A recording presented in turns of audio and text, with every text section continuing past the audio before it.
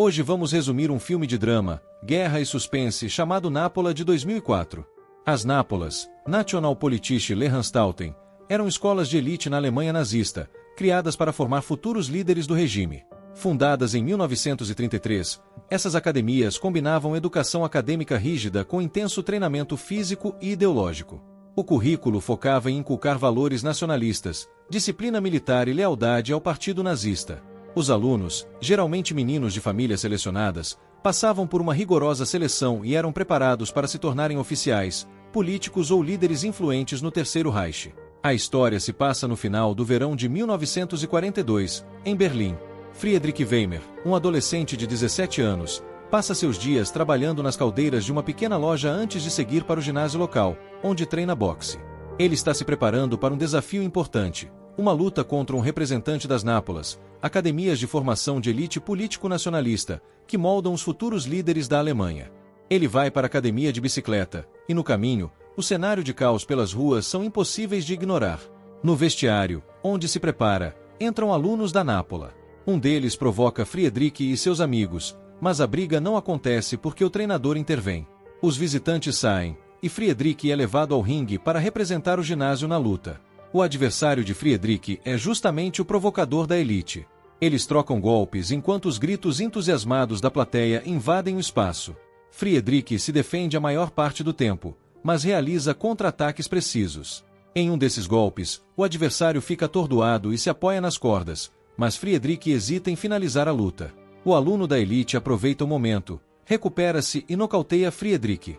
Os colegas do vencedor comemoram, enquanto o treinador de Friedrich demonstra decepção.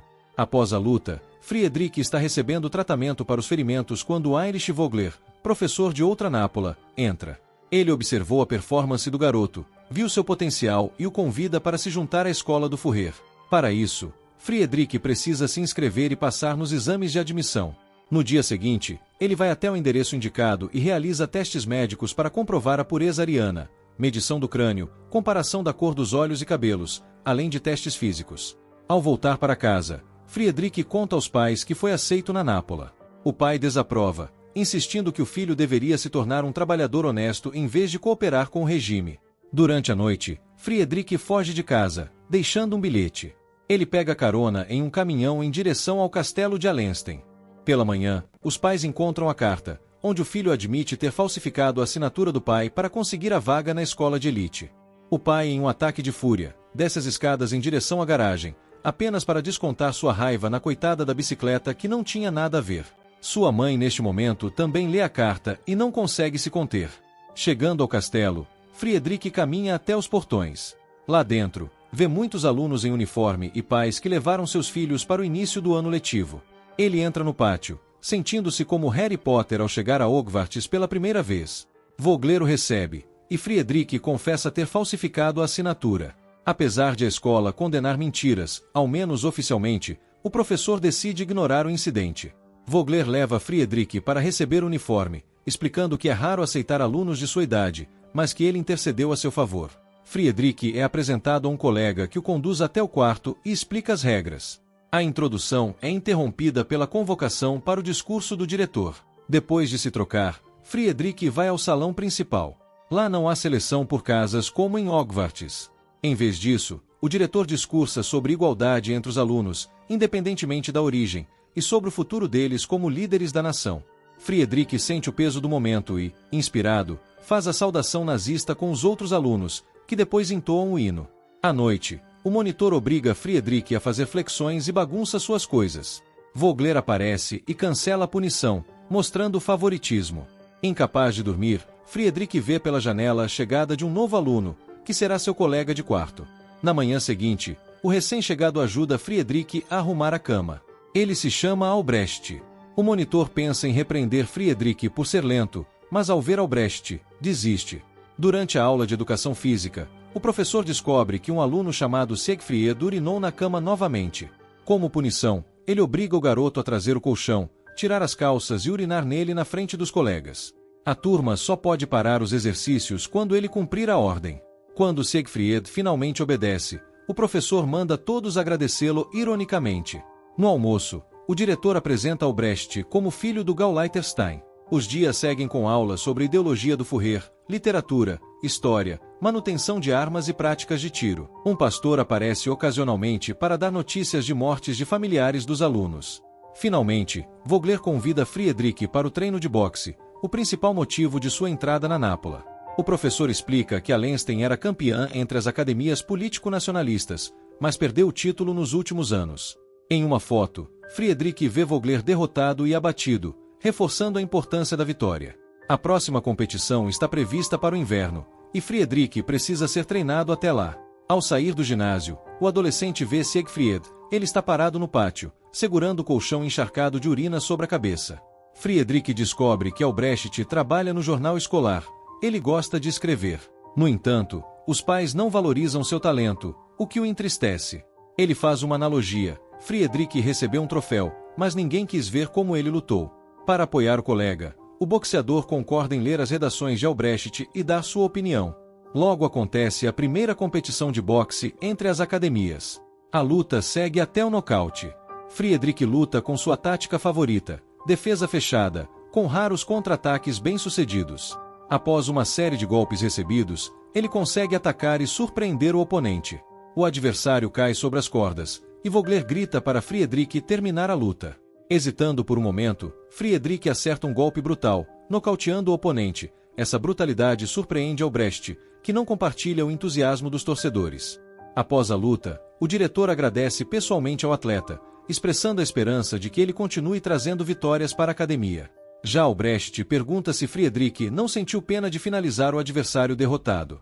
A conversa diminui a alegria da vitória. Durante outra inspeção matinal, o responsável nota que Siegfried novamente urinou na cama. Ele exige dinheiro em troca do seu silêncio. A turma vai para uma aula de lançamento de granadas. Onde o instrutor explica os procedimentos técnicos para o lançamento, os alunos começam o exercício em uma trincheira. Nervosos, os estudantes realizam a tarefa um após outro, até que um deles entra em choque catatônico devido ao barulho das explosões e gritos do instrutor, deixando cair uma granada armada. O instrutor imediatamente salta rapidamente para fora da trincheira, abandonando os alunos, que apenas olham paralisados para a granada sem saber o que fazer.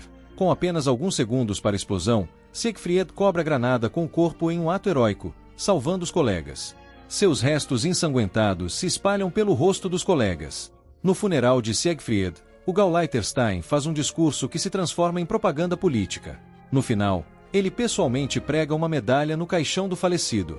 Na aula de educação física seguinte, o culpado pelo acidente é levado para casa pelos pais.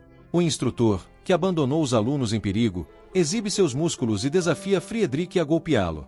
O garoto inicialmente se recusa, mas quando o professor baixa a guarda, Friedrich o atinge de surpresa no estômago. Albrecht convida Friedrich para passar o fim de semana em sua casa, onde haverá uma festa de aniversário para o pai. No casarão, Friedrich admira a decoração, mas Albrecht comenta que tudo já estava lá antes de eles se mudarem. Albrecht tenta conversar com a mãe sobre a vida na escola, mas ela está focada nos preparativos do jantar. À noite, o Gauleiter chega com colegas do regime nazista, e todos bebem e se elogiam. Albrecht tenta recitar um poema que escreveu para o pai, mas é interrompido. A atenção se volta para Friedrich, e os oficiais mencionam sua vitória recente. Os convidados descem para o porão, onde há um ringue improvisado, e o Gauleiter ordena que os meninos façam uma luta demonstrativa. Ele ignora o fato de que o filho é fisicamente mais fraco que o amigo. Albrecht ataca Friedrich, que se defende, tentando evitar machucar o amigo. Em certo momento, Friedrich não se contém e o atinge. Um único golpe coloca Albrecht no chão. O pai, entusiasmado, esquece do filho e abraça Friedrich, oferecendo-lhe sinapses pessoalmente. Na escola, o diretor informa aos alunos que uma turma inteira irá ao fronte como voluntários. Enquanto os observa partindo, Albrecht confessa a Friedrich que não guarda rancor dele, ele está apenas com medo do futuro. Certa noite de inverno, o Gauleiter chega à academia e ordena que a turma se reúna. Eles recebem uma missão militar: capturar prisioneiros de guerra russos que fugiram e estão escondidos em uma floresta próxima. Os alunos recebem armas reais e são levados ao local, sendo avisados de que os fugitivos estão armados. Divididos em grupos, os estudantes avançam pela floresta escura, assustados com qualquer ruído. Um deles vê um movimento no topo de uma colina e começa a atirar, seguido pelos outros. Ao subir, encontram prisioneiros desarmados, alguns chegam a ser mais jovens do que eles. Albrecht tenta ajudar um ferido, que murmura em russo, agradecendo pelo socorro prestado enquanto ele tenta estancar o sangramento. Friedrich examina os outros e encontra outro sobrevivente. O prisioneiro sussurra pedindo ajuda antes de morrer. Friedrich observa uma floco de neve pousar no olho vidrado do homem. O Gauleiter e seus soldados alcançam o grupo. O oficial atira friamente no ferido que Albrecht tentava salvar e o repreende por desobedecê-lo. Friedrich arrasta o amigo, que entra em pânico, fugindo para a floresta, deixando os colegas para trás. O episódio marca profundamente os jovens, que nunca tinham presenciado assassinatos reais. Perto dos caminhões, alguém pergunta alegremente a Friedrich quem eles mataram, provocando uma briga interrompida por Vogler. Ao partirem, vêm soldados conduzindo os prisioneiros restantes a uma ravina para serem executados. Na volta à academia, os brigões são trancados no castigo por 24 horas. Na manhã seguinte, a classe escreve uma redação sobre o tema Paisagem de Inverno, a essência do épico heróico alemão, e depois leem em voz alta. Albrecht sugere que talvez eles e seus compatriotas sejam o verdadeiro mal que os heróis deveriam combater, refletindo sobre os acontecimentos da noite anterior. O professor ordena que ele se cale, mas Albrecht continua, mesmo quando é expulso da sala. O Gauleiter retorna à academia devido ao incidente e repreende o filho, decepcionado por ele não compartilhar a ideologia nazista. Ao contrário do pai, que lutou muito para ascender socialmente, Albrecht não valoriza os privilégios que possui. O Gauleiter exige que ele reescreva a redação com a mensagem correta e o força a se alistar nas SS, sendo enviado ao fronte oriental, direto para a Ucrânia. Ao sair do castigo, Friedrich descobre o que aconteceu. Ele conversa com Albrecht, tentando convencê-lo a desistir, mas o amigo se recusa a mudar de opinião. A discussão se transforma em uma briga, que termina com os dois chorando e abraçados no chão. Na manhã seguinte, o professor de educação física levou a turma até um lago congelado.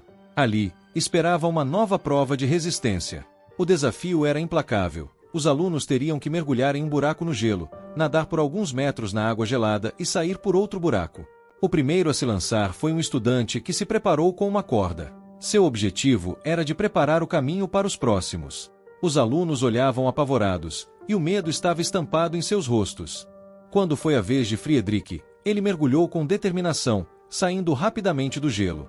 Albrecht foi o próximo, mas demorou mais do que o esperado. Friedrich, já de fora, olhava para a água, e logo sentiu uma inquietação. Algo não estava certo.